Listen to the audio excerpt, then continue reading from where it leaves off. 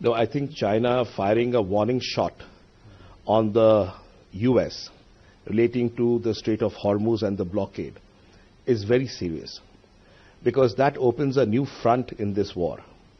Because if China has started creating and posturing its position on the Strait of Hormuz blockade and fires a warning shot to the United States, then obviously the scope and the parameters of this West Asia conflict also enlarges.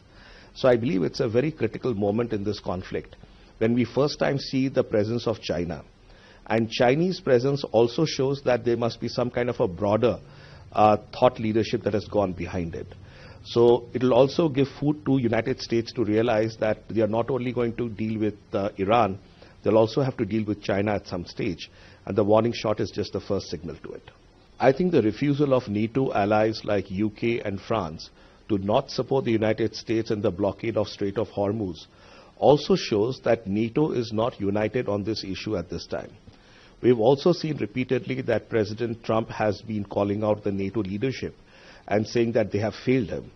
But this clear refusal on the part of Britain and France and the NATO allies to support the United States on blockading the Strait of Hormuz also raises a big question on the unity of NATO and whether NATO as a bloc is still relevant when it comes to such conflicts.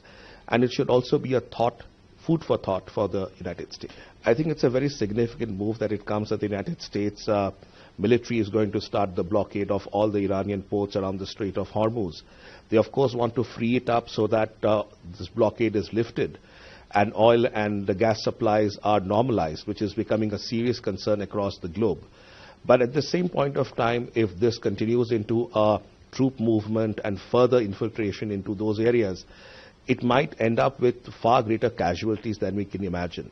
So this blockade and then the US military entering into those ports might lead to combat, and that is not a very good signal. Right now it has been more aerial, it has been more rockets, it's been more targeted impact, but with this kind of a scenario panning out and more bloodshed on the anvil, I think there is a time that we have to relook at this entire situation and probably find more diplomatic measures to be able to do it.